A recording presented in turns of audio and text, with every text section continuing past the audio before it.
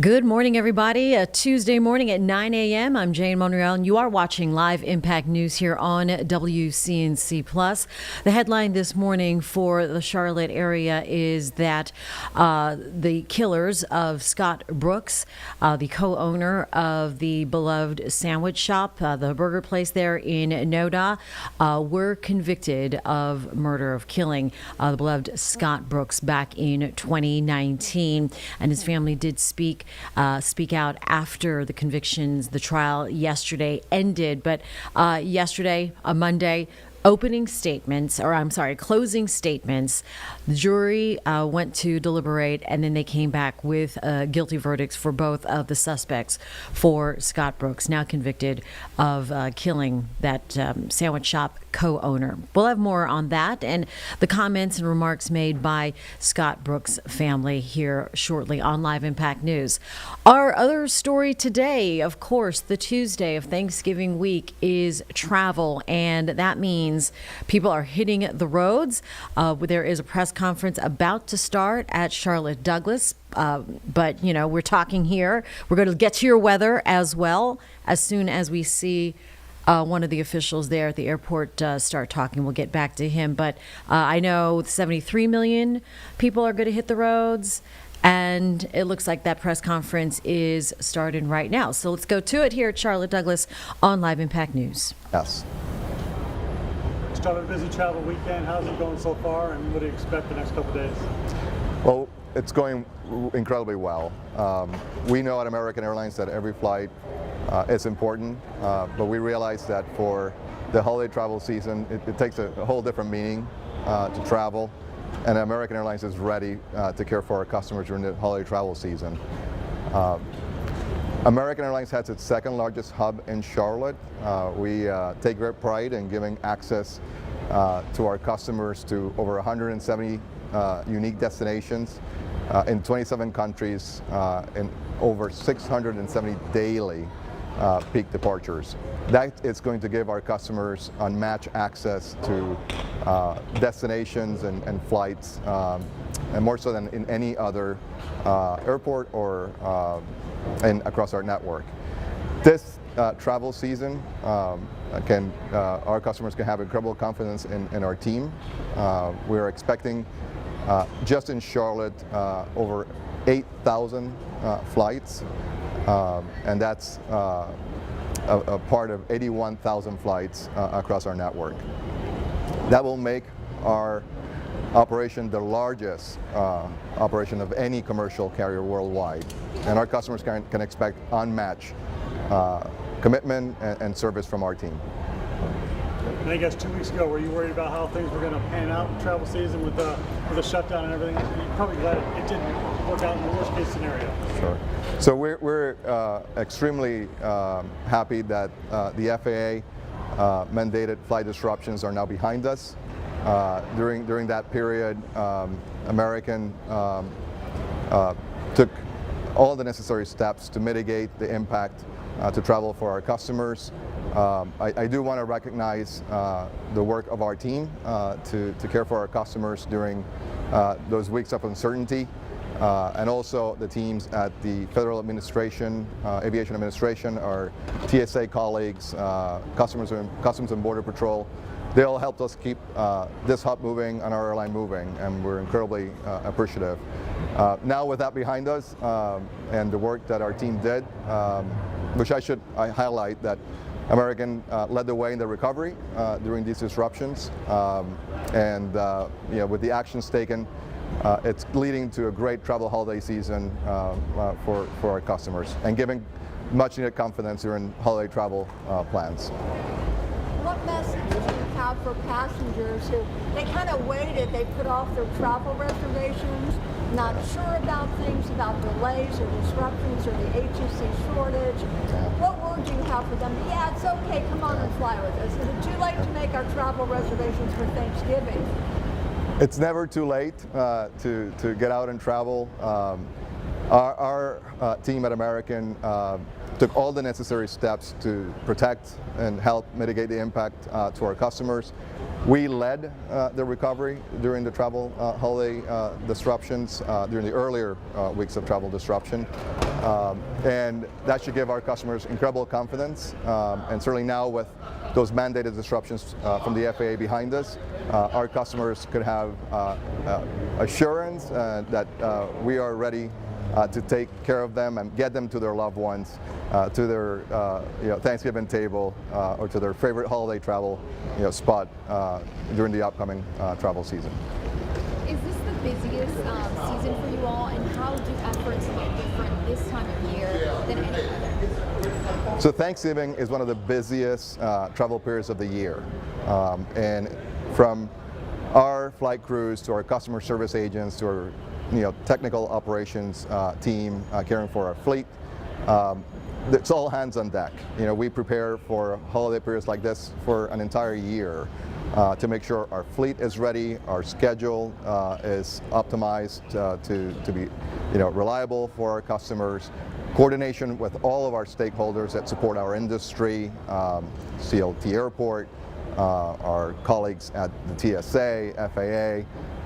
It's a massive effort to ensure that our customers are safely and reliably taken care of during their journey.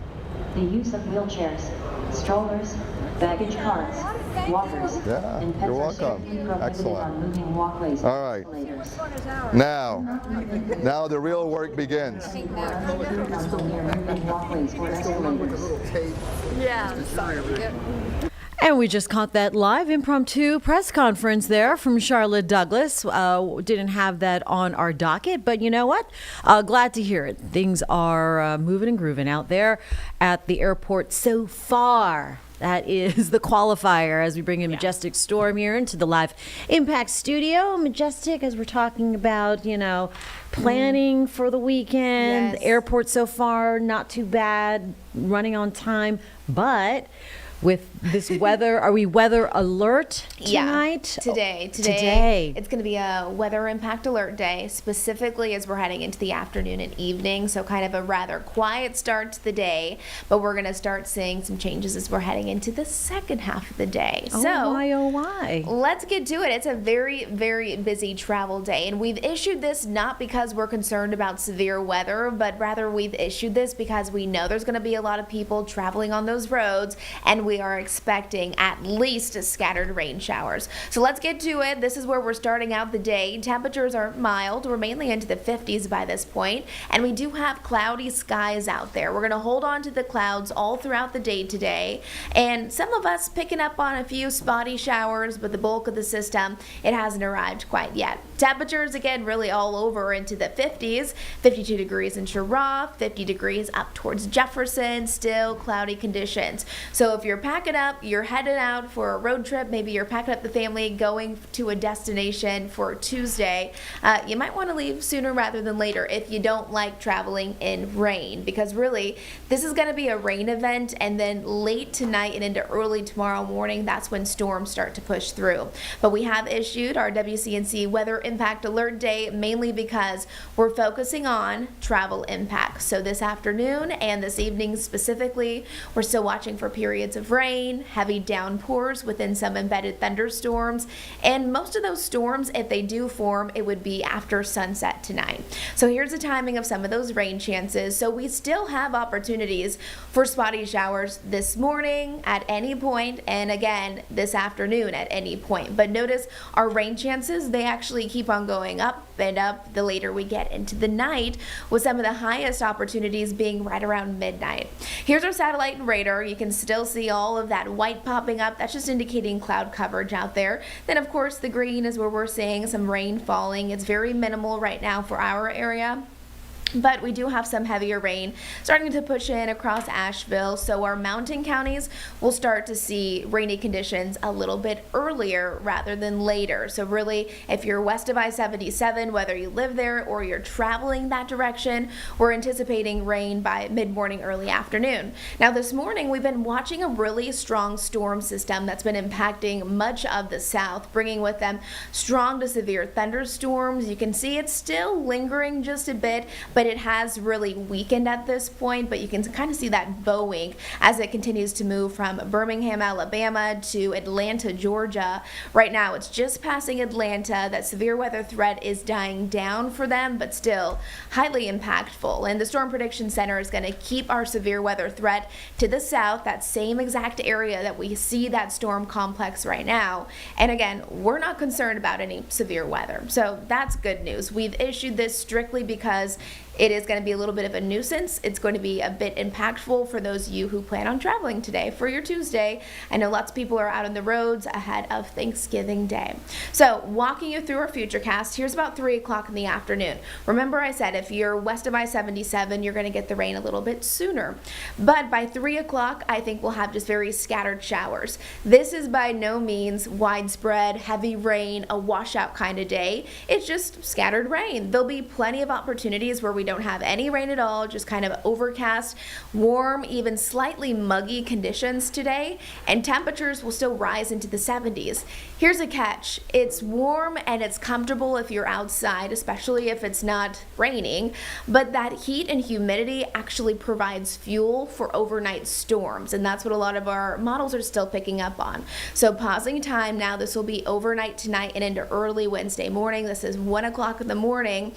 A lot of our models are agreeing that we could get this widespread rain pushing through, and this could be when we have a few of those isolated storms. Even if those storms form, we're still confident that there will not be any severe storms with it. But that doesn't mean the storms won't be loud, rumbles of thunder, lightning strikes, heavy downpours, gusty winds, that type of thing. So you may be woken up by some loud storms overnight, maybe you, your family, your kids, your dogs, and specifically if you have anything outside that might blow away if you do actually get caught in one of those thunderstorms. Make sure it's all secure. I know a lot of people have a lot of fun Christmas decorations up. Make sure it's all secured before you go to bed. So once we're waking up early on Wednesday, the system's out of here. Everything slowly starts to clear out, and by Wednesday afternoon, it's going to be nice. So if you plan on traveling Wednesday, you will not have any problems. Throughout the day today, highs in Charlotte into the low 70s, 50s for areas northwest of us, and throughout the next several hours, you can see that planner. Cloudy skies, staying mainly dry until later on tonight. We're weather alert for this afternoon and this evening because that's when we'll have the best chance to see rain showers and thunderstorms. And you can see right around midnight, 1 o'clock, that's likely when we'll actually get a couple storms and some of those heavy downpours. Live look outside though, this is out there in Lylesville, still noticing mainly cloudy skies. We'll get through this storm system and then back behind it. Remember, Wednesday's fine, but watch what happens on Thanksgiving Day. We have a high of only 55 degrees. And then Friday and Saturday, a high of only 48 degrees. We should be into the low 60s. That's our average temperature. So we're going to drop below that. And if you think that's cold, look at these overnight lows. Chilly, chilly temperatures. No. Thursday morning on Pass. Thanksgiving, we're going to be waking up around 36, 37 degrees. So if you are a family that wakes up early on Thanksgiving, maybe you head out to a turkey trot, or maybe you love to fry your turkey, you like to wake up, get your turkey in the smoker outside, you're going to want some layers. It is going to be a little bit frosty with even colder temperatures Friday and Saturday morning, dropping below freezing, so that will be a hard freeze. Look at these temperatures though, because after we get through the rain and the thunderstorms, we have a secondary cold front that pushes through, and this is when temperatures really start to drop. So fast forwarding just a bit more, pausing time Thursday, there's about 4 o'clock in the morning, 36 degrees in Charlotte, into the mid-20s up in the mountains, so bitterly cold. And even our daytime highs on Thanksgiving, they're going to be on the cool side, 40s and 50s. I know lots of you like to play flag football on Thanksgiving. That should be fun, but yes, a little chilly. There's our Thanksgiving Day forecast. Again, still nice and sunny. Shouldn't have any big concerns, just it's going to be a little bit cold. Jerry Hunt Supercenter 7-day forecast. Just stay close to our weather team. We'll be on this weather impact alert day, especially this afternoon and evening. Scattered showers, and then I think some overnight thunderstorms moving in tonight and into Wednesday. I also quickly want to mention Sunday and into Monday, rain showers seem like they're going to continue. So if you're traveling home from someplace, you may have some impacts there. Right now, we don't have an impact day for that, but we'll let you know if that does Okay, change. and I read that Sunday is the day where accidents, crashes on that way home, like double, triple. Yeah, It goes I up could see that. from before Thanksgiving. So before Interesting. Thanksgiving travel, Yeah. and then coming home Thanksgiving travel. So please be careful on that wet Sunday as you make your way out and about across the country. Definitely. All right, so thank you, Majestic. You're very welcome, ladies. Thanks for having me. Yeah, nice to see you, and happy early Thanksgiving to you. Thank you, you too. All right, thank you. We are going to take a break here on Live Impact News on WCNC Plus. We'll be right back.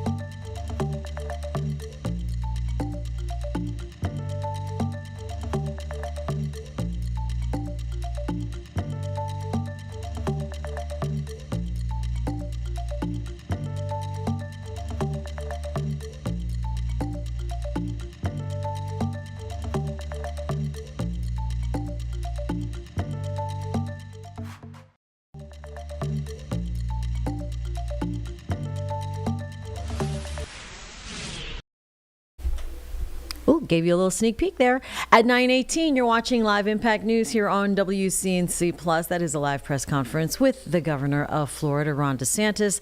He's in Loxahatchee, Florida this morning talking puppy protection. What exactly that is about, we do know the Florida Department of Agriculture and Consumer Services is involved here, but let's go ahead and listen in on Live Impact News. Harming, harassing, or willfully resisting an animal working with police officers, firefighters, or search and rescue.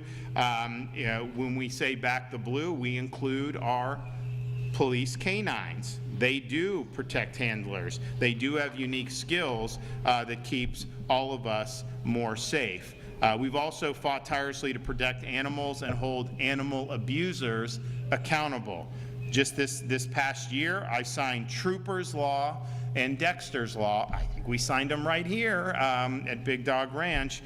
So Trooper was left on the side of the road when Hurricane Milton was getting ready to come on shore in the West Central Florida area, and the water was rising. The owner abandoned the dog. I don't know why you would abandon the dog on the side of the road like that in the middle of a hurricane, and so was saved by one of our highway patrol troopers, and obviously probably would not have survived had that not happened. Dexter's Law was passed after a dog was brutally killed just days after adoption. It's now a sentencing multiplier for anyone torturing, mutilating, or killing a dog. We also created an online database of those convicted of animal abuse so shelters know to not let these people adopt pets. I mean, honestly, that's something you want to know about, like a neighbor too. I mean, like, if they're willing to do that to dogs, I mean, that's probably not somebody that you would be trustworthy on a lot of other things. So we've done a lot of really big things. I think we've been very forward thinking on all this stuff, but throughout all this, there have been concerns about some of these breeding practices, some of these puppy mills, that are going on throughout the country, but including in the state of Florida. And now many breeders take care of their animals and treat them with dignity and respect. No doubt, there are some bad actors who keep these animals in inhumane conditions, and we want to put an end to that type of practice in the state of Florida. So we're proposing that in the upcoming legislative session next year, that the Florida legislature tackle new legislation, to end these inhumane practices. We propose partnering with Commissioner Simpson and the Florida Department of Agriculture to develop best practices so that we have ethical dog breeding in the state of Florida. We also will seek the Florida Department of Business and Professional Regulation to license dog breeders and be able to hold them accountable for abusive conditions like cramming multiple dogs in small cages, limiting their access to water, overbreeding, or leaving them out and exposed to extreme elements. Big Dog Ranch, they have all this place to play and run and everything like that, and this is obviously kind of Shangri-La for dogs looking to be adopted. And so not everyone can do that, but obviously you got to do enough. We will establish a hotline for individuals to call and report animal abuse by breeders to better crack down on bad actors. We also want to require pet stores to offer space to local shelters for adoption before they use space to sell dogs from the puppy mills. Now, most of the stores' brands, I think, do that now, but not all of them. Why would we not want to be focusing on helping find these dogs homes that are in a shelter? That should be the priority one for everything that we're doing with respect to dogs. We will also seek to protect consumers from predatory practices when it comes to purchasing dogs and increasing transparency to ensure people are not being roped in to usurious financial agreements. When families adopt or purchase a dog, we will ensure that veterinarians are providing an accurate bill of health, that there is accountability for what is signed off on with these medical statements. Shelters across the state face overcrowding, and being able to profile these animals at pet stores will help save them from being euthanized. Finally, we'll have additional legislation that provides for increased penalties for individuals who abuse or torture animals in front of a minor, which can very much scar the minor and potentially cause harm going forward for them. So I think a lot of people have been talking about a lot of the things that I just mentioned for a number of years. It always seems like the public supports it, and then some way it gets killed here, gets killed there, whatever. We want to make sure that we're able to get this done. I think it'll be good for Florida. I think it'll be good for everybody, but it'll particularly be good for man's best friend. So we're going to get the job done, and I want to thank everybody who has joined us in this effort. I know we've got a lot of great legislators who are very passionate about this project, and I know they'll be working very hard in both the House and the Senate to be able to do something very robust. And my hope is that we will be able to reconvene here at Big Dog Ranch and do 2 years in a row of really good bill signings to protect our dogs. Okay, Wilton.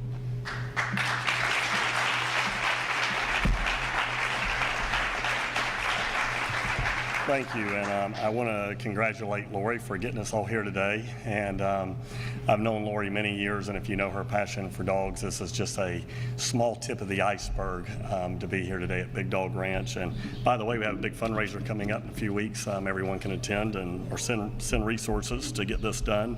So congratulations. I also want to thank the governor. You know, the governor has led, I've worked with the governor his 7 years as he has been governor, and he's done an amazing job for Florida. We can talk about COVID, you can talk about hurricane response, you can talk about law enforcement, you can talk about all the things that the governor has done to lead the state of Florida, you know, in this century, and it's one of the most effective governors Florida's ever had, and we appreciate your leadership on this effort, Governor.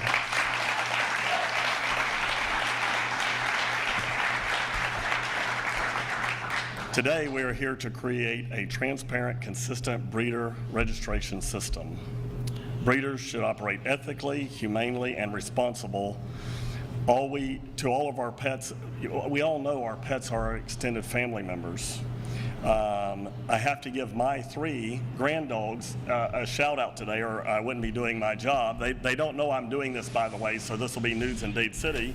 At 9:25, you're watching that live press conference out of Loxahatchee, Florida, with the governor there, as well as the Department of Agriculture. Here in the Carolinas, specifically in the Charlotte area, we are bringing today's top headlines for you. Of course, yesterday's guilty verdicts for the 2 men who were charged with the murder of beloved Brooks Sandwich Shop co-owner Scott Brooks back in 2019. Closing arguments came, as well as the jury deliberation, and they turned around real quick with a conviction for both men. So 2 convictions there. Family members will bring you that raw sound here on Live Impact News here in the next little while.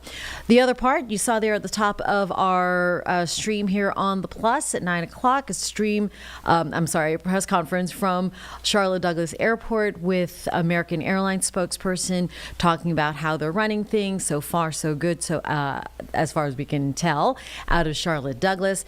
And Majestic earlier talking about the traffic impact alert because of weather. So something to be aware of, especially as you make your way out and about tonight, as you can see from that 7-day forecast. So this morning, of course, looks good, but it is later on this afternoon and into tonight where you see half of the 7-day turning into red. So that is really just to be aware of the wet weather that might impact traffic for you.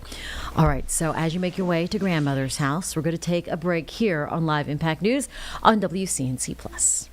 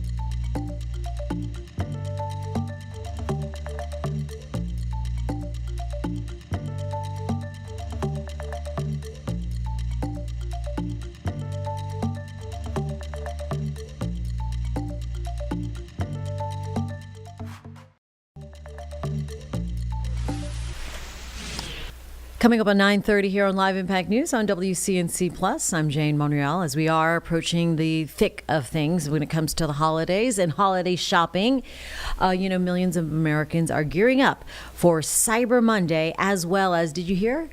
Travel Tuesday. There are deals to be had on your travel still. So the Better Business Bureau is warning folks about wanting to stay vigilant against online scammers or even, in-person scammers, because these fraudsters are waiting to prey on us, aren't they? Juliana O'Rourke is here at the Live Impact studio right now with how people can protect themselves from these fraudsters, these scammers, while taking advantage of some really great sales, Juliana. Yeah, so we know Black Friday is almost here, followed by Cyber Monday. And yes, as you mentioned, there will be lots of really great deals. I think the deals have even started already. I saw it's all Amazon, pre-Friday. Yeah, the 20th. Pre-Black Friday, whatever that means. And also because the way that Thanksgiving falls this year, it's so later. late, yeah. So there's less time in between Thanksgiving and Christmas. So retailers are like, wait a minute, we're going to start these sales early. And so, yeah, we have some really great tips as far as how to sort of keep yourself safe on Cyber Monday, which first and foremost, we talk about it all the time, but anytime you're shopping online, you want to be extra vigilant, especially if you're getting served ads on social media. So that is a place that scammers really like to hang out. They really like to serve these ads that are obviously fake on social media, but they look real. They look very close to the product that they're selling. So a couple ways that you can tell, are there grammatical errors? Are there spelling errors?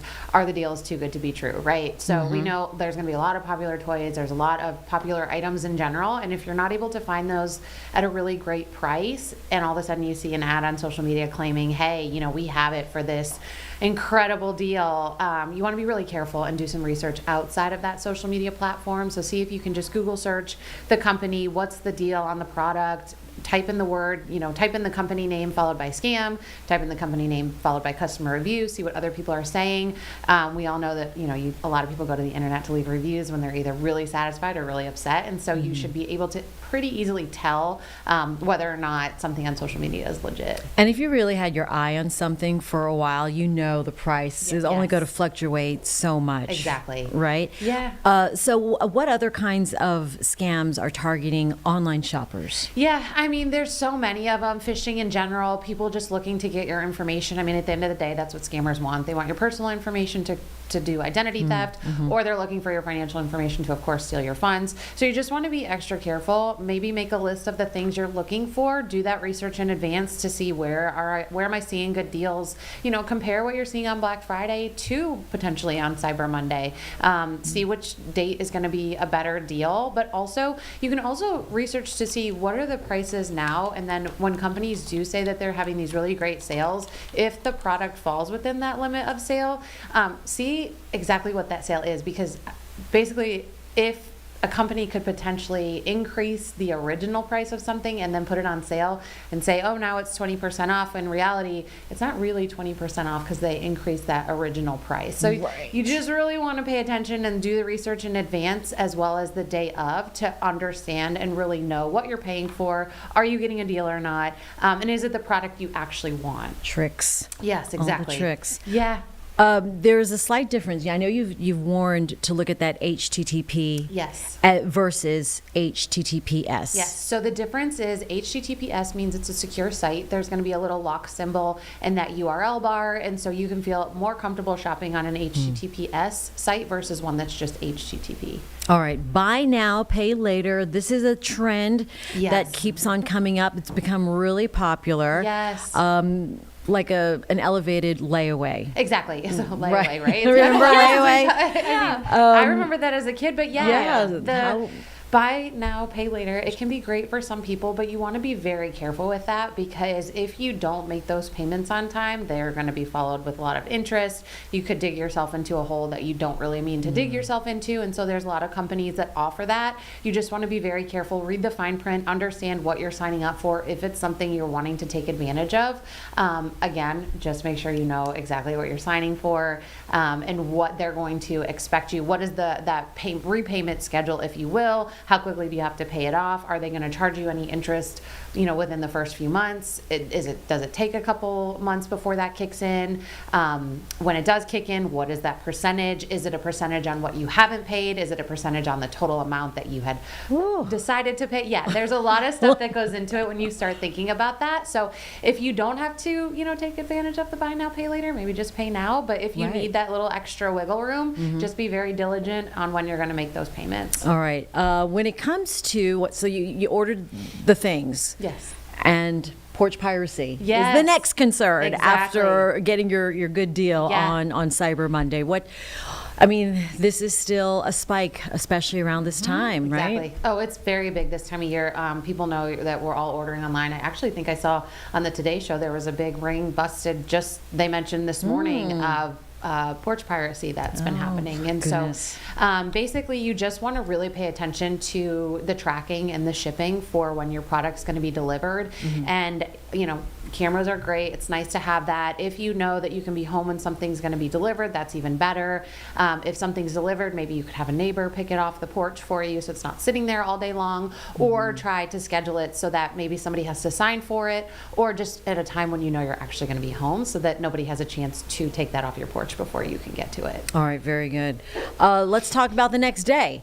So Yes. you did whatever money you didn't spend on Monday, Travel Tuesday is the next day. But deals are to be had. Yeah. So what should travels watch out for then when it comes to Travel Tuesday? Yeah, so Travel Tuesday is when there's going to be a lot of great deals from airlines, hotels, car, all those types of things. They're going to be on great sales as well. And so pretty much the same tips for Cyber Monday apply to Travel Tuesday. Just be very cautious and diligent.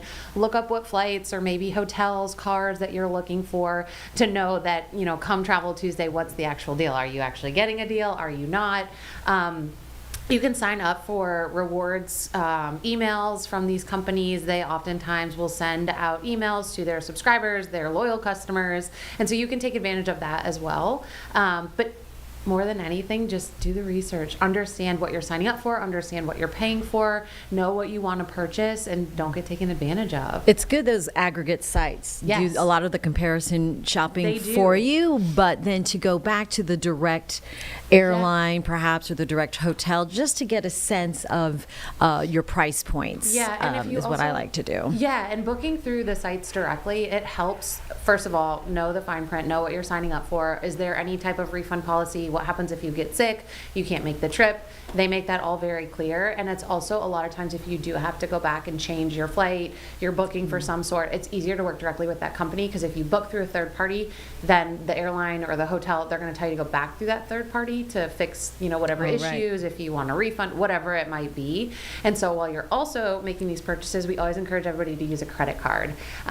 Credit cards have a little bit more financial protection than anything else. You can always dispute a charge if something happens. But if you use any type of a peer-to-peer payment system, those funds are basically gone. Oh, all right. Yeah. And phishing scams. This will apply to any online purchase, Yeah, right? So absolutely. what do you advise on not fall? The red flags and Yeah. what should you do to protect yourself? Yep. Again, you want to make sure you're on a secure website. So that HTTPS with that little lock symbol, that's going to be a big deal. Just make sure that you're on the actual legitimate site for whatever company you are looking to make a purchase from. Do the research ahead of time again, so that you know what specific flight you're looking for, where it's been advertised. If you see those ads on social media, again, the offers seem too good to be true. We know scammers will take advantage of you any chance that they get, and if they can make a lookalike site that looks close enough to any of these airlines or hotels, they're going to do that and take advantage of you. We know we've had reports come into our BBB scam tracker where people have thought they've booked a hotel. Come to find out it wasn't legitimate. They showed up, they didn't actually have a reservation, and that gets a little scary for people, but it's also sad because now you don't have anywhere to stay. You thought you had this great vacation planned. It's already starting off pretty rough. Now you're concerned, who has my information, who has my credit card information. So just do all of that research and spend the time doing it. I know it's not always fun to take the time, but it's worth it. Yeah, snowball effect there if something like that happens to you. So if you do fall victim to one of these scams, Yeah. what's the first thing to do? So we want you to definitely report it to us at BBB. We have BBB Scam Tracker that helps us to understand what people are experiencing in the community, and then I'm able to come on and talk with you all. And then you also want to check your credit reports, maybe potentially put a freeze on your credit so nobody can open anything in your name. Reach out to your financial institution, see if there's been any transactions you don't recognize. Let them know, hey, I've experienced fraud, and they should be able to help you. All right. Anything else that we should know before we get to it on Cyber Monday and Travel Tuesday, Yeah, Juliana? good luck shopping and stay safe. I mean, all these tips can be found on our website, bbb.org. So if there's something that you miss or something you have questions on, you can always go there, and we have tons of information and articles for you to look at. All right. Do the research. Get to shopping. Both of you are getting ready to travel. Yes. Feel secure. You feel good. Yes. Everything's booked. Everything's You know, it's more so now just I got to pack, which is a different, Which takes me a along. different event in Yes. its own, Sure. but that's okay. I will happily pack so I can get out of here for a little while. Oh, Sure. good for you, ladies. All right. So I think Thursday is a great time to do all of that research that you suggested Hey, too. yeah, I would While you're say. waiting for the meal. Yeah, Yeah. might as well. You know, Most you're of us sitting in just are front of the hanging out. TV. Yeah. Yes. I mean, some of us are, will cook and spend some time doing that, but especially in the evening after you've eaten and you're tired, Yeah. you don't really feel like doing much Yeah. else. Maybe you're watching some Let me- football. Yeah. Start researching. It's, very easy, especially once you start, you're sitting there, you're focused. It's easy to kind of do it versus getting just started in general. Right. But it's worth it. Don't want to be rushed. Yeah. So when you're shopping for that mood ring or Lava lamp. lava lamp, do the beanbag look at the chairs. reviews. All right, we're heading back to the 70s, That's y'all. right. All right, thank you, Juliana. Thank you. And we'll be right back on Live Impact News on WCNC Plus.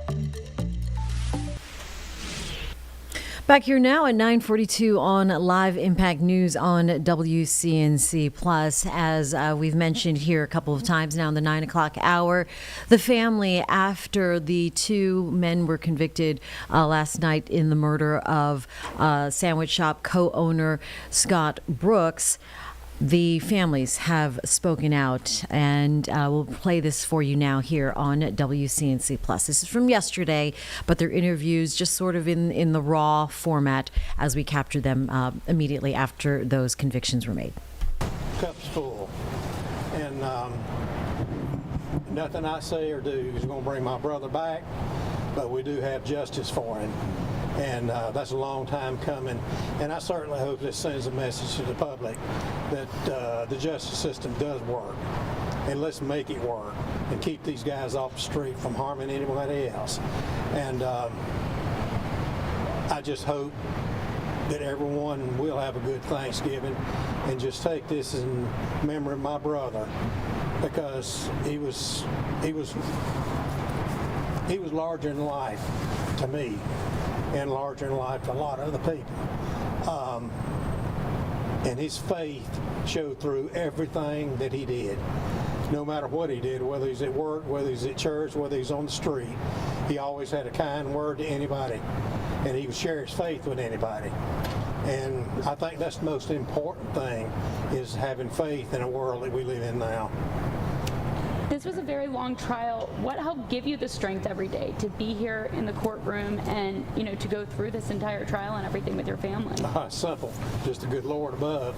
He's given us all strength, you know, to get by in such trying times. Trying to be good is not easy. It's really not.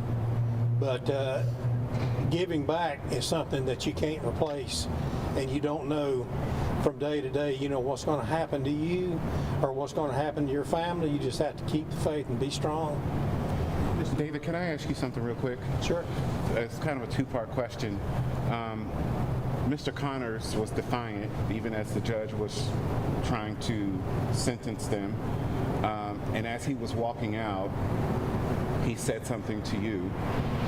I'd like to know what you thought of what he said to you. How did you respond? And then the second part of my question is finding it somewhere within to be able to forgive, as you did during your victim impact statement. As he was leaving the courtroom, he looked at me and he told me, he said, "I didn't kill your brother." Well, you know, a man has already been sentenced to life without parole. You know, he knows what he did. And as far as what I think about it, I looked at him, I said, "I still forgive you." And I still feel that way right now. And, you know, we have to, because we have to go on. Because a lot of things will build up on it and it will gnaw at you and gnaw at you until the day you die. But you have to let it go, and you have to live your life as you see fit, trying to be the best. I try to be the best husband, try to be the best father that I possibly can to my wife and kids, and try to keep a business open. Sure, we're old school, but we still try to do good for the community and still offer a good product. Still got the best hamburger in Charlotte. The judge seemed particularly sympathetic with you. He mentioned that his dad is also a twin. What did you think of that reaction from the judge? That was a surprise that almost took me by surprise. I'm not going to lie to you, I teared up. And you know, it's something to be sympathetic towards a person that lost a brother or a sister, but to someone that's lost a twin and can understand what it is to lose a twin. And yet that is part of your soul, and you're losing part of your soul. But just to hear that from the judge was very, very comforting to me and my family. David, how do you and your family move on from here?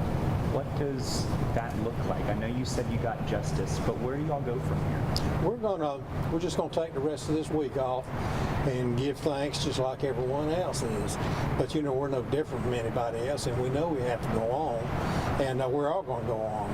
I've got so much support between my family and the community, especially the NODA community. No, I'm not gonna leave. I'll be right back next Monday and just can't wait to wait on everyone.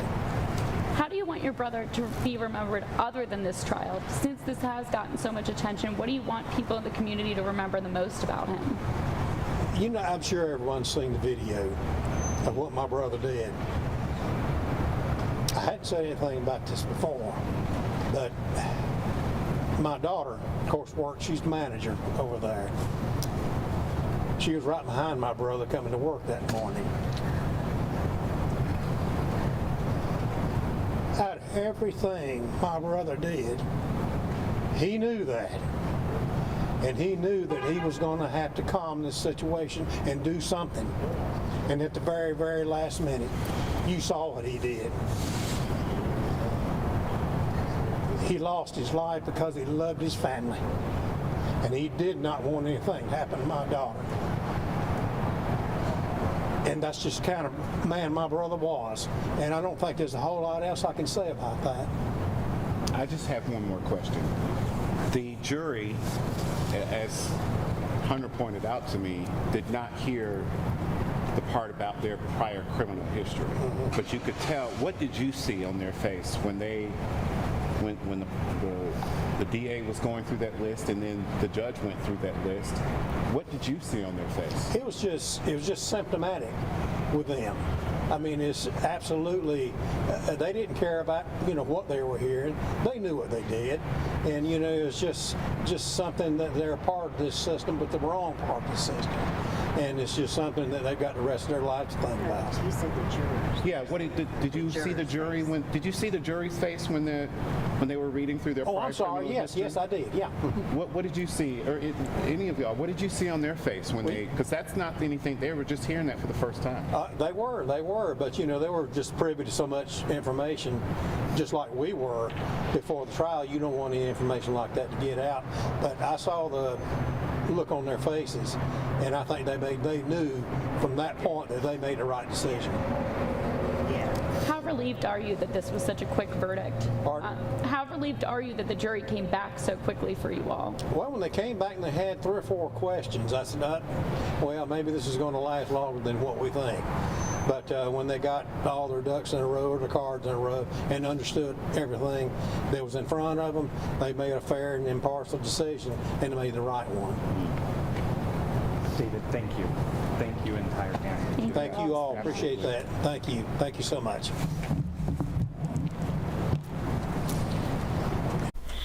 Some emotional comments, obviously, from Mr. Brooks and his family standing alongside of him. Had not heard him talk about so candidly, obviously, the actions from Scott Brooks that morning, protecting his daughter. And, of course, he adding to that, they didn't have much else to say, saying that the actions spoke for themselves that morning. We do want to go through some of the biggest events when the trial started. So go with me here as we go through some of this information.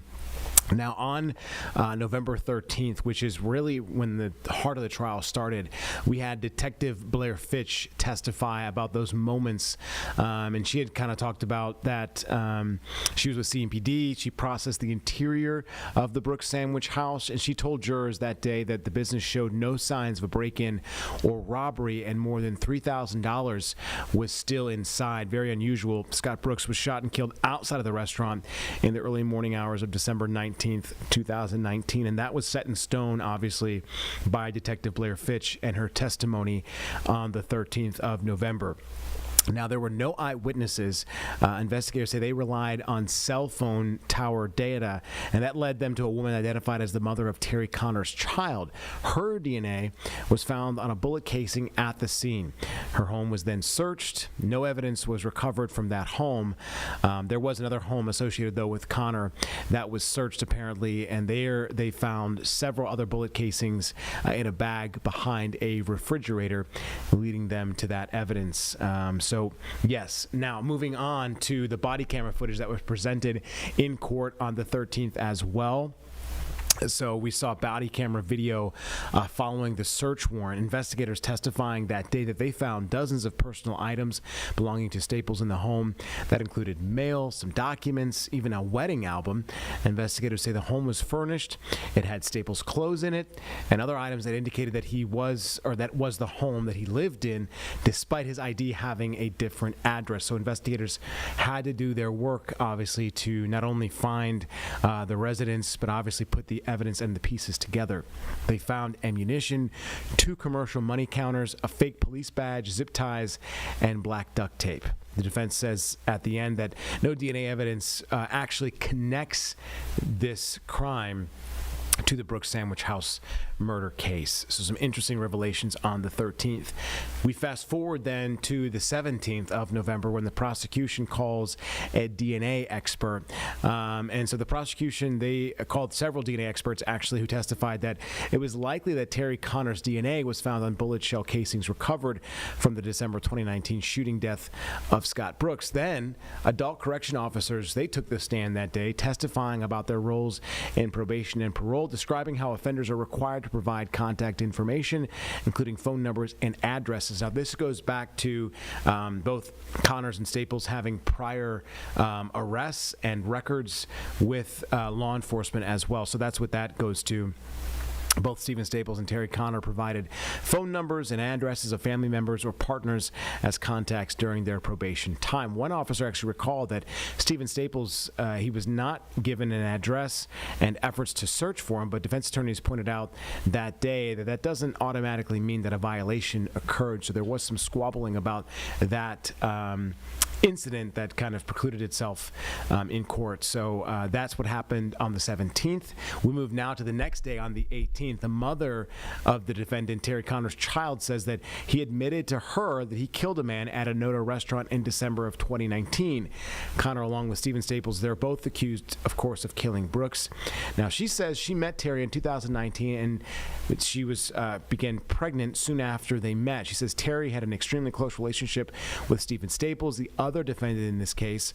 Her Rock Hill home then was searched by police in March of 2020. She gave police DNA, access to her phone, and agreed to answer questions, which is part of that interrogation that was shown to the jury in the court. She testified that day that she was not as forthcoming with information at first to police because she didn't want anything bad to happen to Connor, obviously relating back to the relationship that they both had. In that specific interview, she said that Connor told her he killed a man at the Noda restaurant and didn't want to give up any money and then got rid of the gun. She says to detectives later that she realized after seeing the news coverage of Scott Brooks' death that it was connected to what Connor told her. The detectives then said that her DNA was found on the bullet casing at the Brooks scene. She insisted she was never at the restaurant and was not with Connor that morning. Now on the 20th, digital forensic experts took the stand that Thursday and testified about cell phone data from phones that were actually linked to people associated with Terry Connor and Stephen Staples. One number showed interactions between the woman that Terry Connor shares a child with and at least 4 different numbers. One was saved as Terry and showed more than 1,300 interactions between October of 2019 through December 8th of 2019, just one day before the actual shooting. A new number that appeared on December 9th, the day that Scott Brooks was killed, continued through December 18th of 2019, and it was saved under TJ. 2 more new numbers saved under TJ showed interactions in 2020. The state also presented a chart showing multiple numbers saved as the husband and communications between those numbers and the wife of co-defendant Stephen Staples spanning from 2019 to 2020. The jury then was given packets of data retrieved from those phones to go over and review. The final phase of this, just last Friday, we take you back to that. The trial moved into its final phase, and Jessie Pierre, she broke those developments for us. We're going to listen in to what happened on Friday.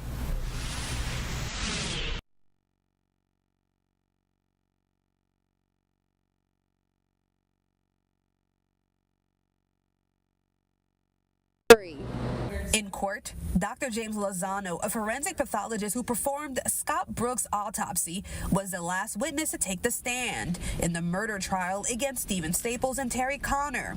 The jury saw photos of Brooks' clothing and diagrams noting his injuries. Dr. Lozano explained that the bullet that entered the front of Brooks' chest traveled downward to his lower back, lodging near his hip bone, is the shot that killed him. Brooks also suffered a gunshot wound to the hand, and a bullet grazed his leg. Dr. Lozano says the injuries were consistent with a .45 caliber bullet. Do you have an opinion as to how long it would have taken Mr. Scott Brooks to die from this wound? Minutes. Do you have an opinion as to how long Scott could have maintained conscious after receiving that injury? 30 seconds to a couple of minutes at most. And I believe you mentioned this, but do you have an opinion as to whether Mr. Scott Brooks experienced pain when he was shot and killed on December 9th, 2019? I believe he would have experienced pain, yes. Both defendants declined to testify, and their attorneys will not present any evidence during this trial. Now, the rest of the afternoon was spent going over the legal instruction that the jury will receive on Monday. And come Monday for closing arguments, we will be there at 9 a.m. In Uptown, Jessie Pierre, WCNC Charlotte. So just to wrap this for everybody that just watched or started to watch from home, we did get a guilty verdict in the Scott Brooks murder trial for both men accused in killing Scott Brooks, of course, at the Noda restaurant in 2019. It sounds like life in prison without the possibility of parole for both men, Terry Connors and the other gentleman that whose name escapes me at this moment. But of course, Jesse Pierre has had the latest for us, and we'll have more tonight on WCNC Charlotte at 11. We did play for you the press conference after the trial wrapped up from the twin brother, Mr. David Brooks, of course, having some very emotional things to say. So if you missed that, we'll have that tonight for you, and right here on WCNC Plus if you'd like to look back at our show. We're going to take a quick 2-minute break and be back right after this. Again, that was our Colin Mayfield just kind of wrapping things up last night here on WCNC Plus. And we'll take a break here on Live Impact News. We'll see you in 2.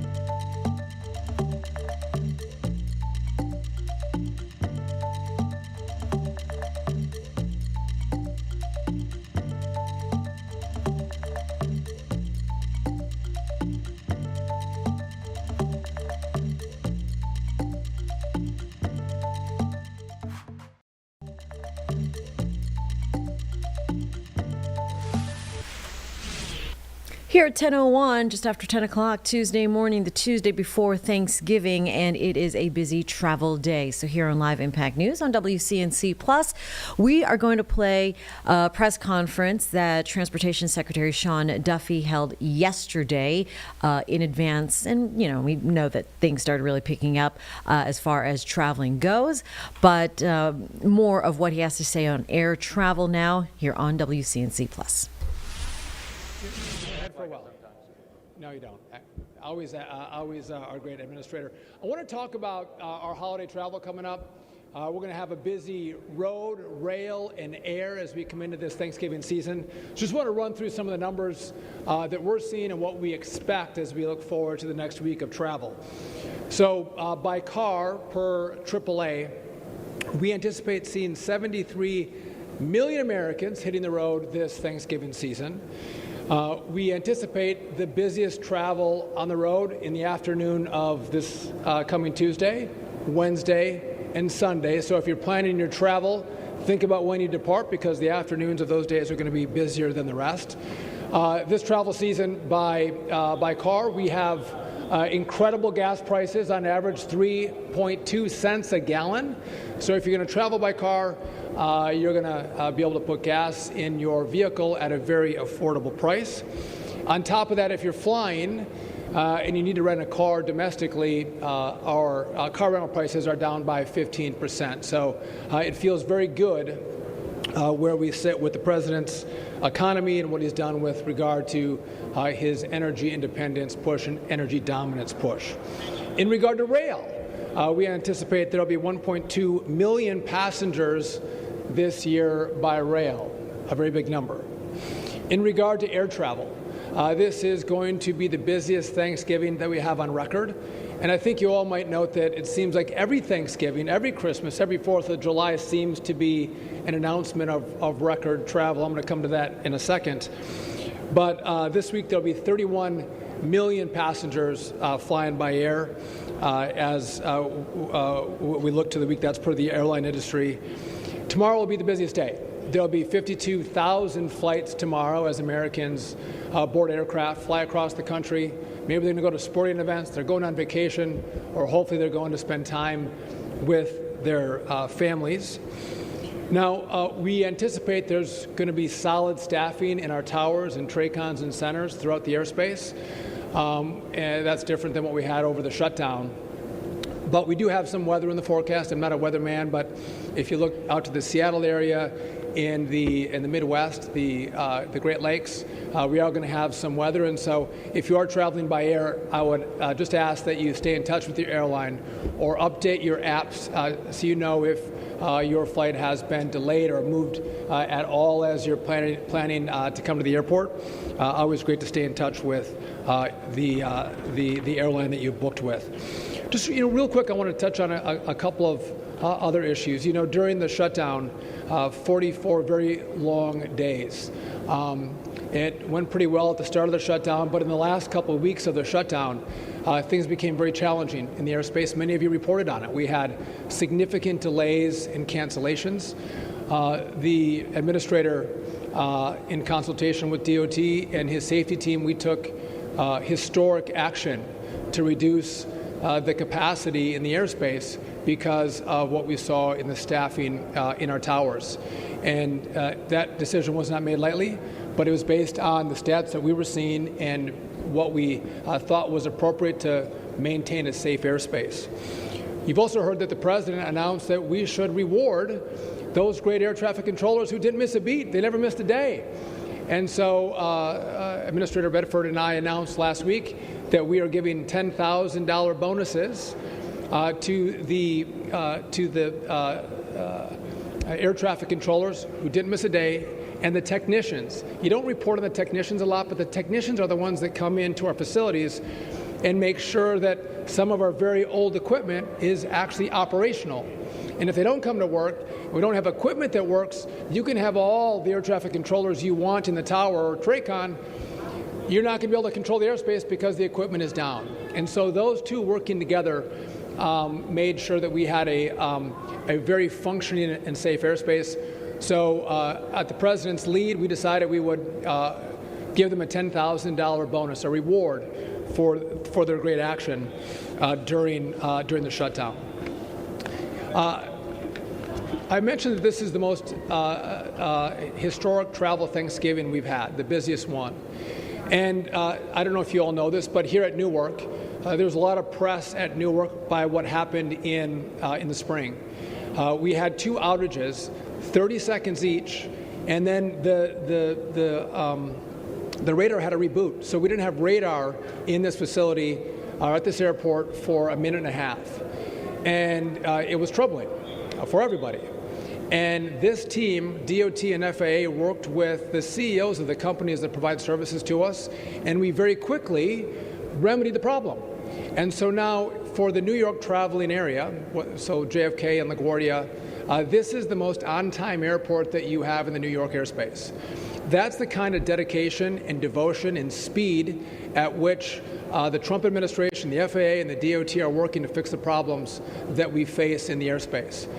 And I think it's important, again, the busiest Thanksgiving, we're going to have a busy Christmas, and as it gets busier, it underscores the point that we need a brand new air traffic control system. Again, we're going to add these eVTOLs, the Ubers in the air, and we have drones that come into the airspace. And so to sit back and think that we're going to not have more delays or more cancellations if we don't build a new system is asinine. So in the big, beautiful bill, we got $12.5 billion to start the process. We need another $19 to $20 billion to complete the process. we can't start that phase of the build until the Congress gives us the money. So we wait. And the longer we wait, the more time it takes. And so I would just encourage all of our House members and senators to look at what the FAA needs to build this system the right way that Americans can be proud of and send that money to us. And a lot of us have talked about politics, and there's a lot of blame that's sent one way or the other. This is an issue that everybody agrees on. It's not Republican, it's not Democrat, it's not conservative, it's not liberal. Everybody agrees that we need the money to make sure we have the best-in-class air traffic control system. And so I would encourage the Congress to get to work and find that money. And I know when they do, the president's going to sign that bill. But I bring that up because if we want to have less stories about delays and shutdowns, let's actually do the work to fix the system that oftentimes is causing those delays and those cancellations. And that is building a brand new system, and we can't do it again without Congress's help. I do want to pass it off to our administrator, who has done an absolutely fantastic job at the FAA, working massive hours with his team as we were navigating the risks in the airspace during the shutdown. And he's hit the ground running. He was confirmed this summer, but I couldn't ask for a better teammate and partner as we've gone through this process. I'm going to give you Brian Bedford, Administrator of the FAA. Thank you, Secretary Duffy, and good afternoon, everyone. Thanks for joining us today. Well, as the Secretary has already pointed out, it's going to be a busy week for us. The airlines, the travel sector in general, airports, TSA, FAA especially. For us, this week is our Super Bowl. And I'm here to tell you we've got a great plan. We're past the lapse. Controllers are back at work. They're excited to be back on the job. They're excited to be compensated to be back on the job. So we're all thrilled that we're happy to tell you we've got a great plan. The Secretary mentioned there's some weather in the forecast, but please be confident that the folks in the towers and in the TRACONs and the en route centers, they have a great plan, lots of different strategies we run to manage traffic safely and efficiently in all conditions. So again, we're very happy to be back. We're looking forward to an extraordinarily successful week of travel for the literally tens of millions of Americans that will be flying this week. Safety, of course, is our top priority, and every decision we make is built off of that foundation. And I just want to assure the traveling public that we're ready and we're able to get the job done. So again, please know you should fly with confidence. Of course, I would tell everybody to, use some common sense, right? We want to make sure that you're consulting with the TSA website, that you're packing smartly. You don't have to bring everything with you, right? So pack so that you can get efficiently through the airport security. Want to encourage folks to come early. It will be busy, so the earlier you get there, the less stress that you're going to have. And of course, we hope we have everyone treating one another with respect. So follow the golden rule. I will tell you, however, that we will not hesitate to utilize our enforcement authorities if anyone is causing any problems in the airport or on aircraft. So any intimidation, any threats, any misbehaving on board aircraft, not listening to the pilots or the flight attendants, that will be pursued vigorously through my office. So again, I want to wish everybody a great Thanksgiving holiday. Fly with confidence. We look forward to serving you this week. Thanks so much. About 15 more minutes on that press conference from Secretary of Transportation Sean Duffy and company. We're going to take a break here on Live Impact News on WCNC Plus. We'll continue that when we come back.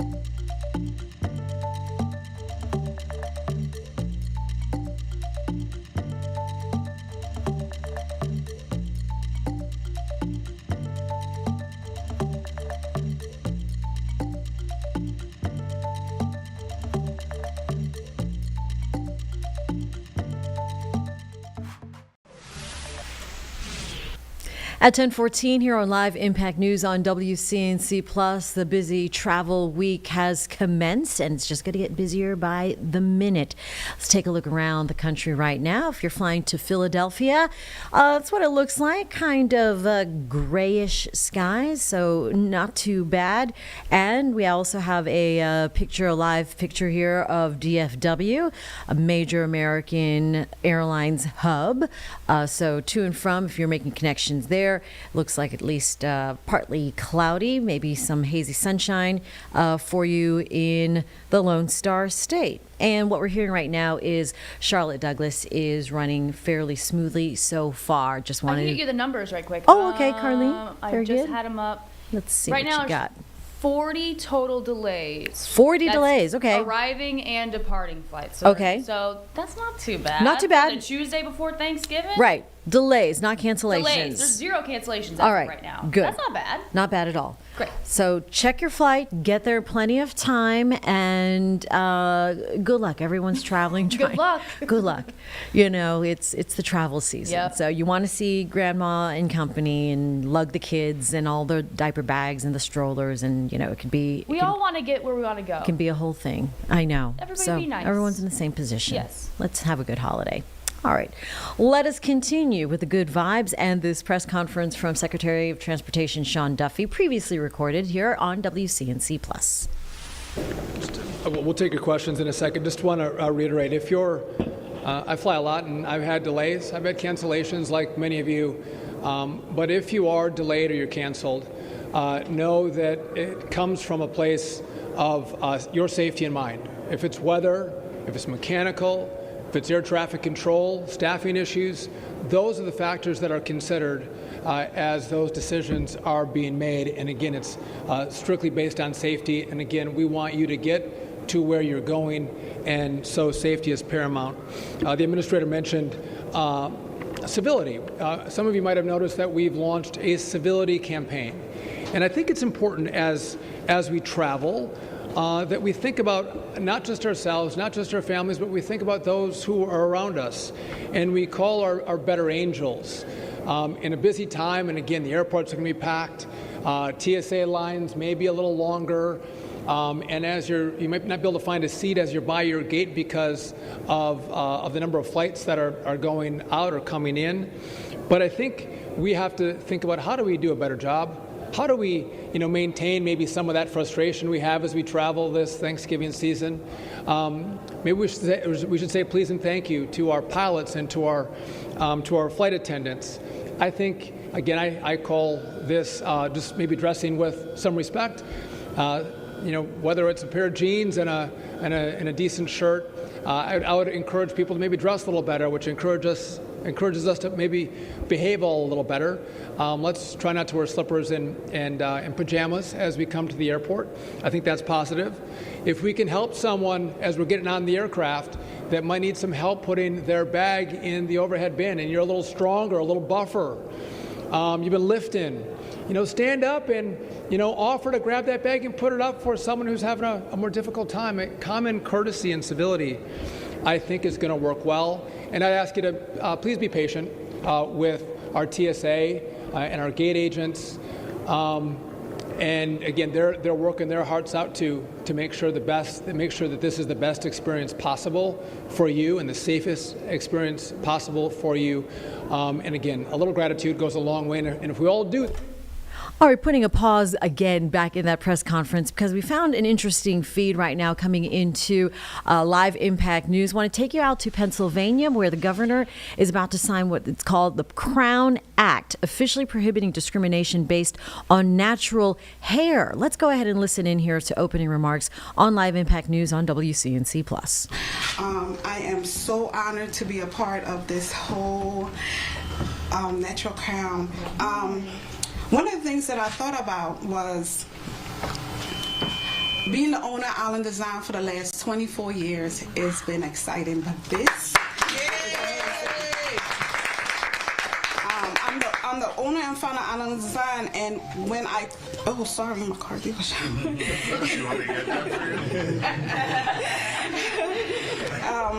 To be part of all this is so amazing. I am a child growing up in the Virgin Islands with natural hair.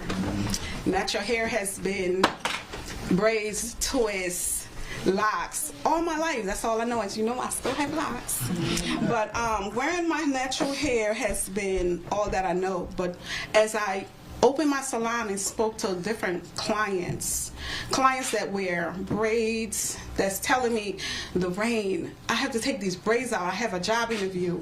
Or Lorraine, I have to cut my locks down because my job says it's too long. And the recent one was my client who says, Lorraine, they talking about me. I have to do something. I have to cut my locks because of my job.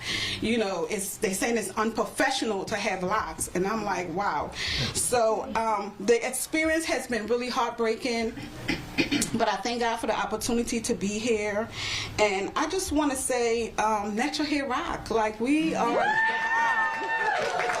We are the bomb. And wearing our crown is very important to me. At this time, I do want to acknowledge Governor Josh Shapiro, and he has been amazing. In the back scene, he don't even know, but we talk about you being president, so yeah.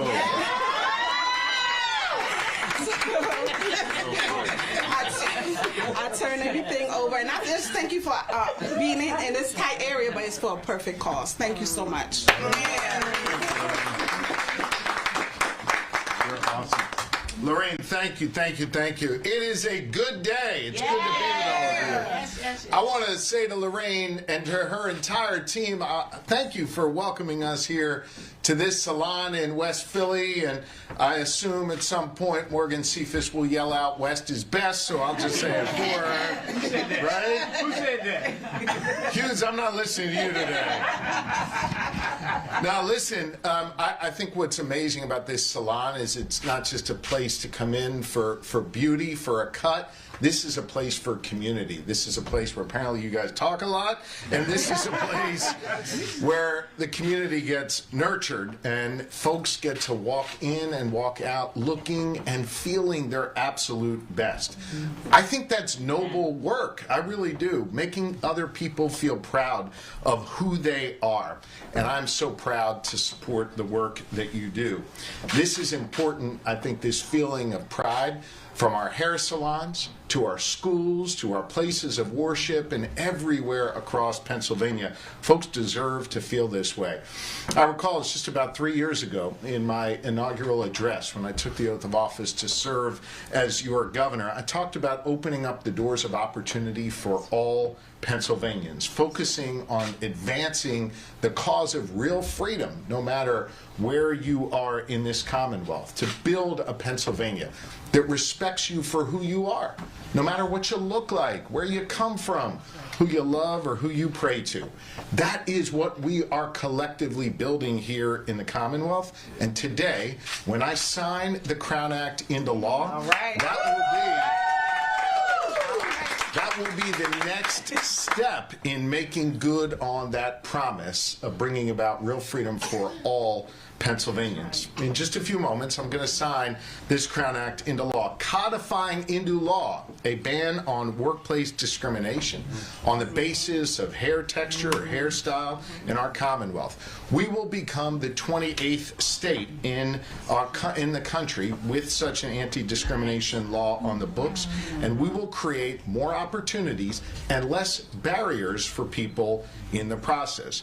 Look, we know that this is an issue that disproportionately affects black Pennsylvanians who wear their hair in protective styles like locks and natural braids or twists. And it can manifest itself in a number of different ways. Lorraine spoke about that before. From someone getting fired simply because of how they look, or maybe someone getting passed over for a job because of the way they wear their hair. That's unacceptable, and in a moment it will be illegal. But as you'll hear from Dr. Asamoah and the legislative leaders who are here today, hair discrimination also happens in more subtle ways. And I think it's important that we acknowledge that. Holding people back from getting that promotion or recognition they deserve just because someone thinks they don't look professional. And for those of you who were here just on the radio, note that I used air quotes around the word professional. According to the Human Relations Commission, just a few years ago, we had 916 complaints alleging racial discrimination based on hair texture and protective hairstyles. It is unacceptable to me that Pennsylvanians have to feel like they choose between who they really are and a job maybe that they really want to pursue. That is not okay. But with the Crown Act, I hope more Pennsylvanians know that here in the Commonwealth of Pennsylvania, their government has got their backs. Now, if they endure discrimination based on who they are or what they look like or how they wear their hair, they will be fully protected under the non-discrimination laws here in the Commonwealth of Pennsylvania. Look, this is a big deal, and I want to give credit where credit is due to the strong leadership of Speaker Joanna McClinton.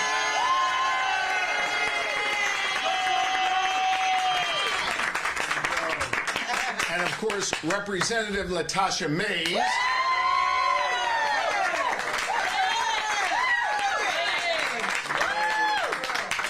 And listen, they worked on this for 6 years. Wow. There's a lesson in that. You got to work hard in life to get things done that you care deeply about.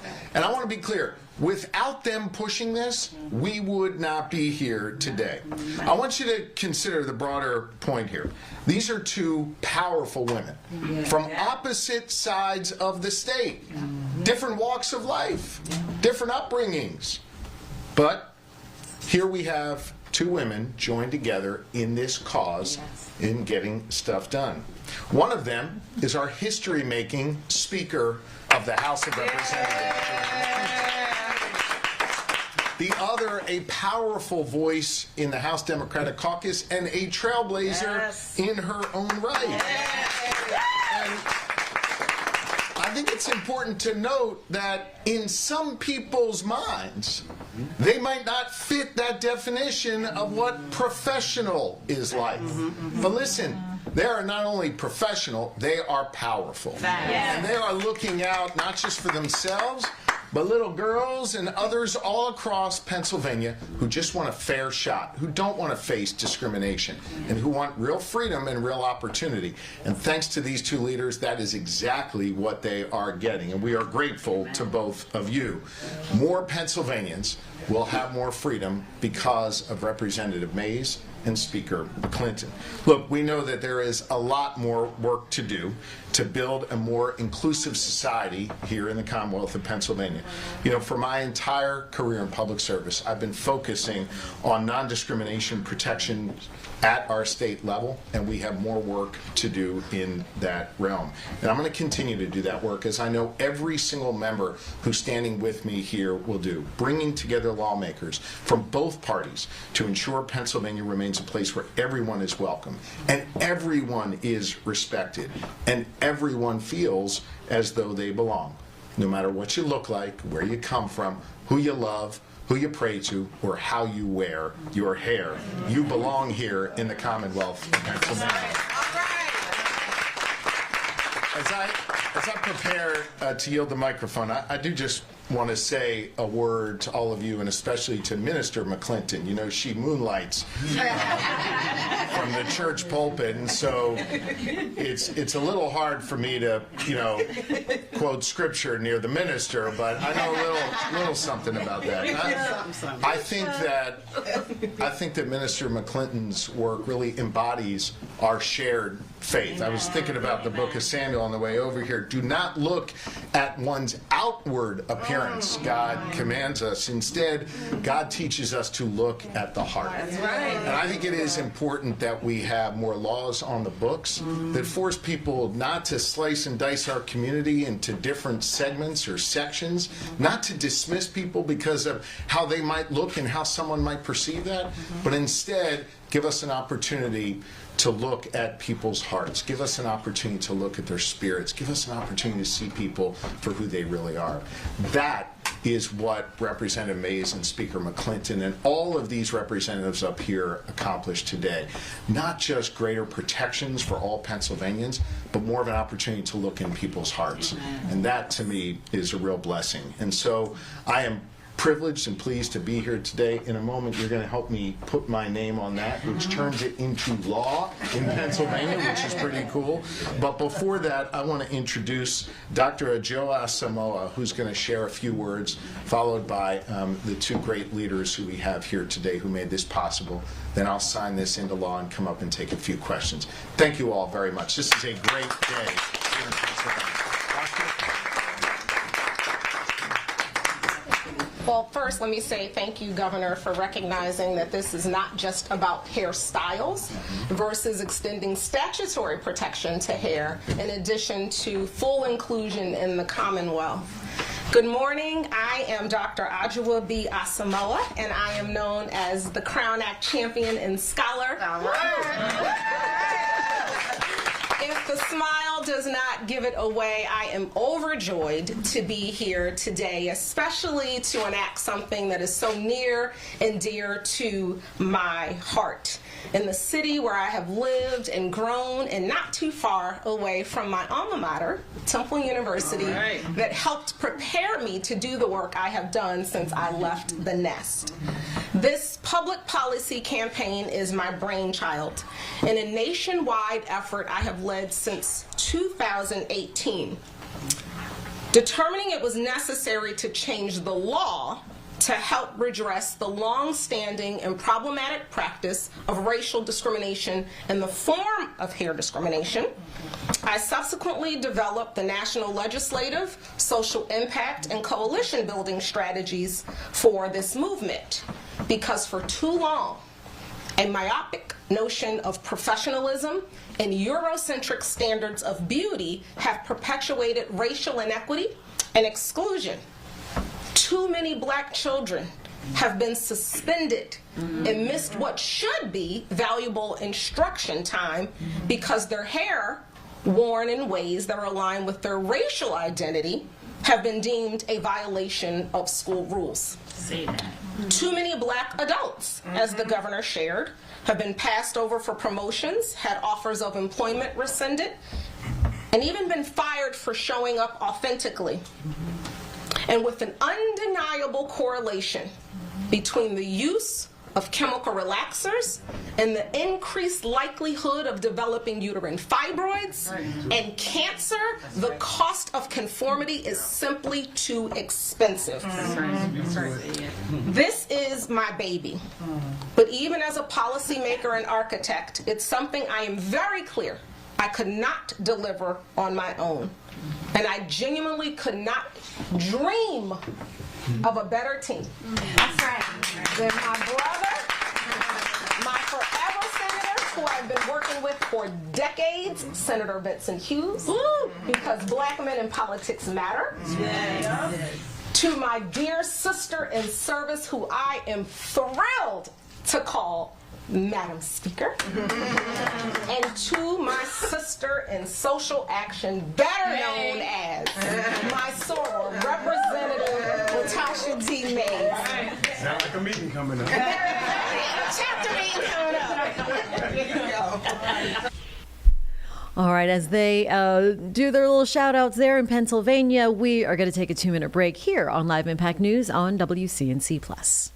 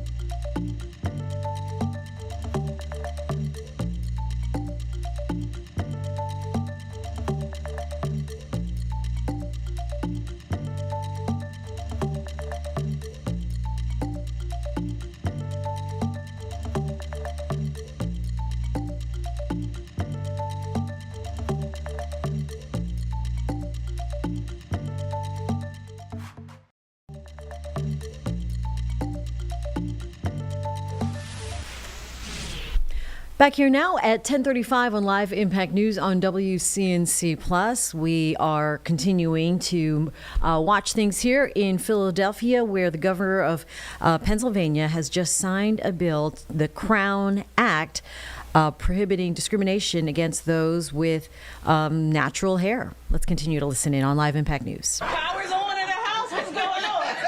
But I'll tell you, 9 years ago, it was on a whim that I said, I'm just going to have a heat-free month, and I'll see where it takes me. And it wasn't supposed to take me anywhere except back to my stylist at the time the next month. But somehow, a neighbor of mine, and I tell him this when I see him, he says, you know, your hair looks really nice like that. You don't have to wear it straight. And it was that conversation at 61st in Baltimore that gave me the confidence to try something new for myself. And I had no idea at the time that there would ever be an opportunity to change the law in the Commonwealth of Pennsylvania. I'll tell you, and may she continue to rest in power. The biggest critic, Governor, was my granny.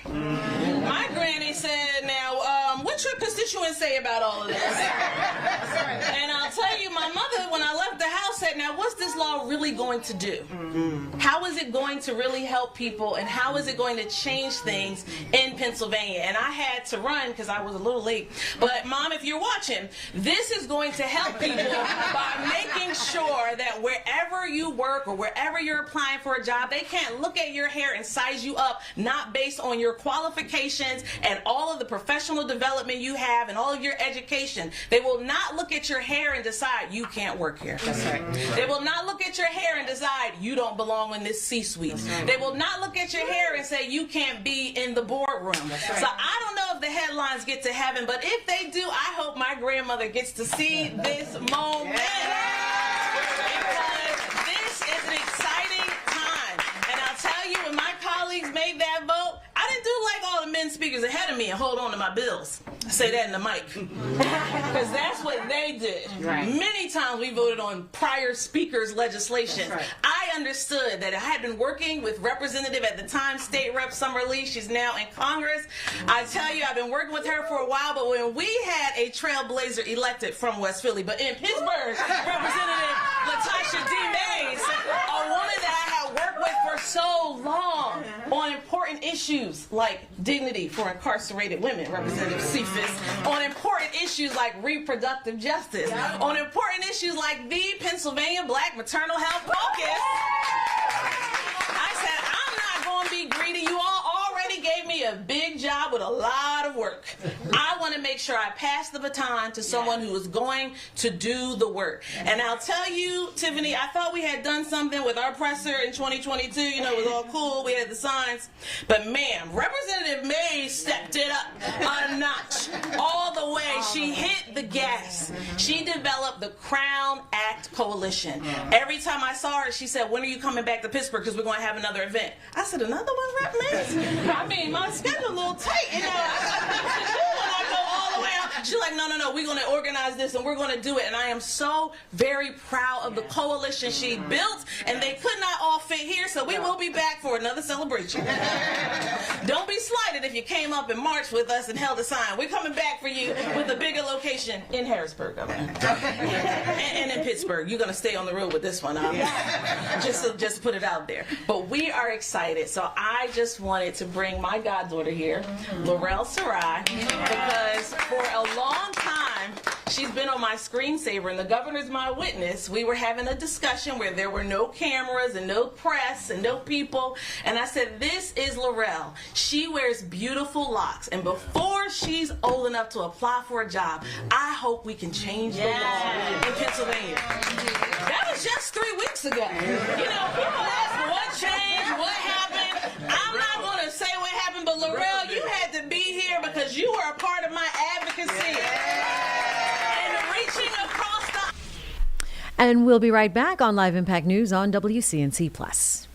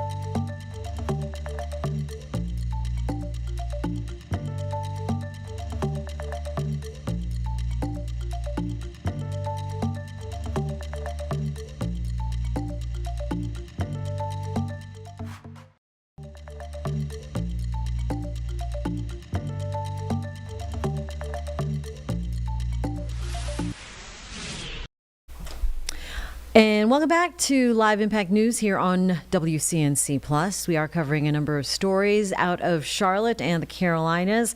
The Brooks trial coming to an end with 2 men convicted now of murdering Brooks Sandwich Shop co-owner Scott Brooks back in 2019. We heard sound from earlier from last night where the twin brother of Scott Brooks spoke and other family members. So continuing to follow that. Our Jesse Pierre is also going to follow reaction from the community because Brooks was such a beloved sandwich shop there in Noda, and a big trial for the Charlotte area. But closing arguments, deliberation, and the conviction came all in one day yesterday. Strong conviction at that. Of course, holiday travel, the start, really just kind of started this week. So this is Charlotte Douglas Airport. You're looking at a live picture right now.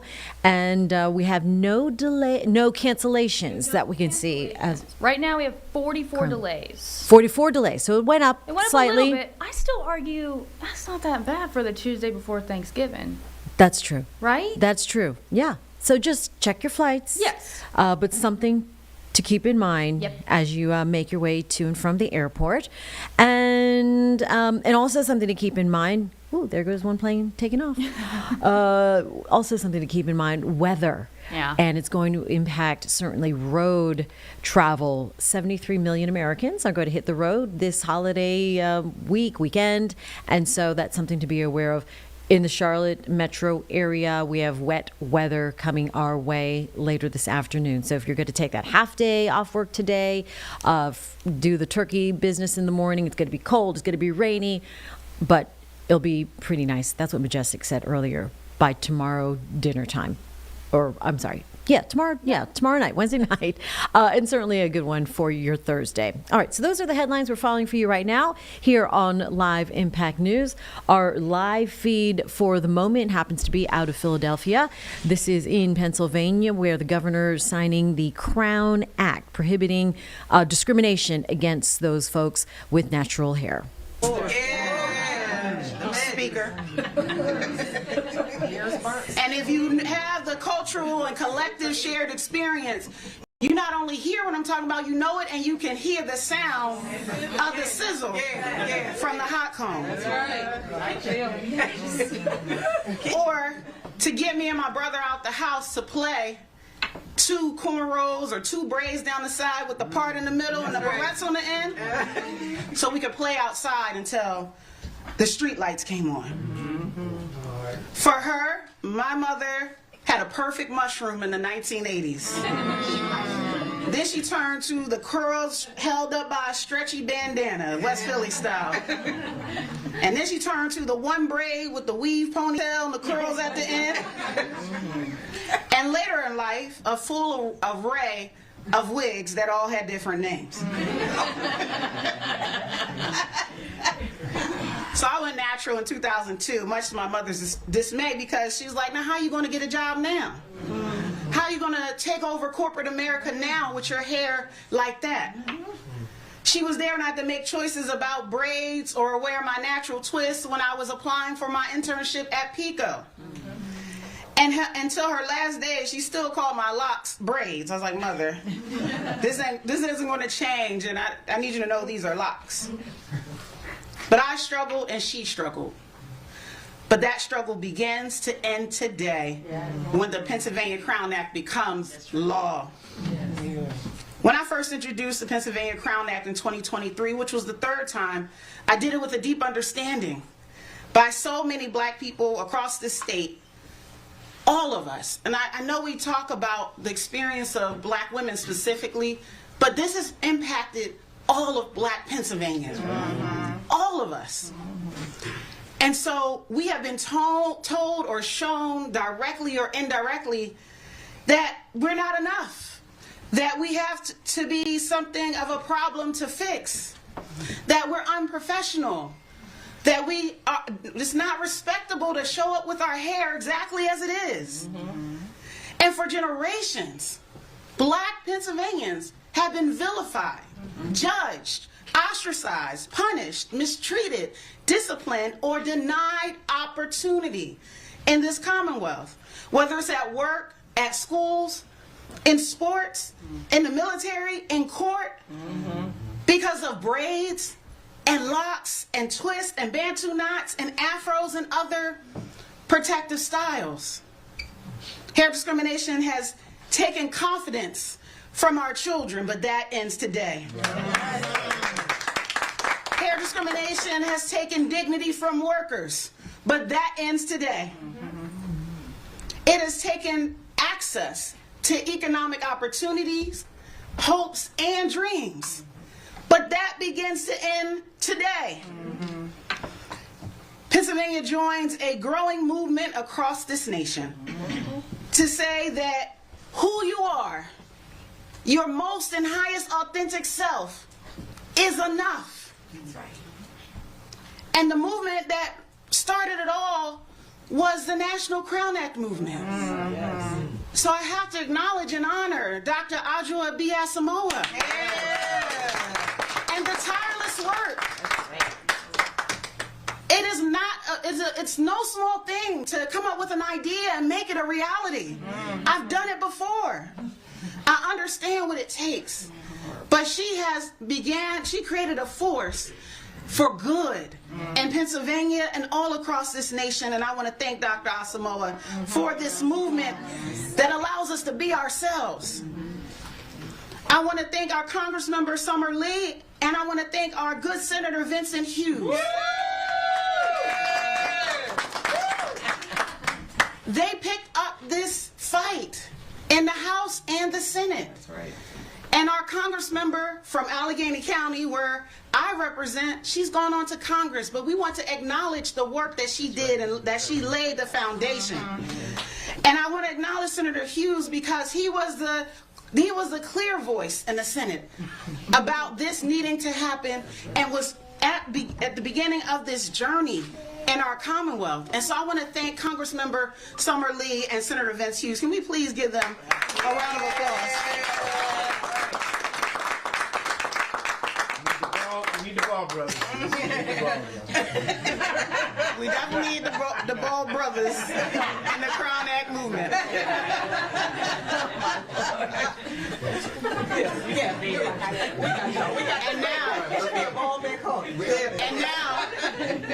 And now, I just want to take a moment. It's not going to be long enough to talk about my deep gratitude. Come on, Luca. Come on, Luca. She comes. Sorry. Okay. I want to thank the speaker, the great Joanna McClinton. When she asked me to be prime sponsor of this bill, I was like, you sure you want me? Because I just got here. Because this is my first 6 months in office. I said, are you sure I can do it? Why me? And it's because of her faith, her confidence, and her trust in my ability to do the work needed to get this bill to this day. And I am forever grateful for the Crown Act journey with you, Speaker McClinton. Thank you. Long before I became a legislator, the Speaker was leading this battle. But together, 2 black girls from West Philadelphia. 2 black girls. We have one more break to take here on Live Impact News on WCNC Plus. We'll be right back.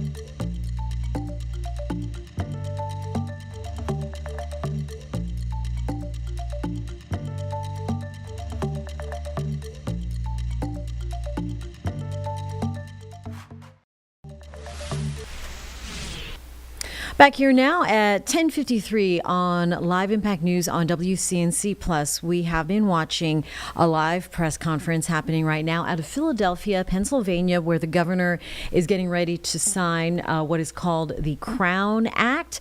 This prohibiting the discrimination based on natural hair. Governor made some comments. We have a number of other legislators there in the area. We're going to go ahead and sit on this with Live Impact News coming to a close here at 11 o'clock, and Charlotte Today is up next. Have a great morning. Senate and a governor's signature to end race-based hair discrimination. Governor, I thank you. Thank you for all the ways you show up. Thank you for supporting laws that help us to be our greatest and best and the most authentic selves. We are changing Pennsylvania today. Yes. We are changing it for my daughter, she's 2, but she would have faced some form of race-based discrimination by the time she was 5 years old. We are changing the trajectory of the future of our children. That's why this bill is necessary. That's why this bill is not frivolous. That's why this bill is needed today. As we stand here with pen in hand, let us remember our work is not done. Our goal as legislators and policymakers and elected officials is to make this Commonwealth more fair, more just, and more free. That is our charge today. So for every child, every worker, every person who faced an indignity because of race-based hair discrimination, that ends today. Yes. For every opportunity and dream deferred, we reverse the course of history and herstory. We create the future that we want for Pennsylvania, that we need for Pennsylvania. Every curl, every kink, every coil, every strand of natural hair is now protected. That's right. I want to thank my staff in Harrisburg and in Pittsburgh, all the staff of all of our colleagues, and every person who told their story, every person who shared their experience, everyone who had the courage to call in and make the complaint about hair discrimination. This moment is for you. This moment is for my 2-year-old daughter. This moment is for my mother. This moment is for all of us. Right. It is time to sign the Pennsylvania Crown Act.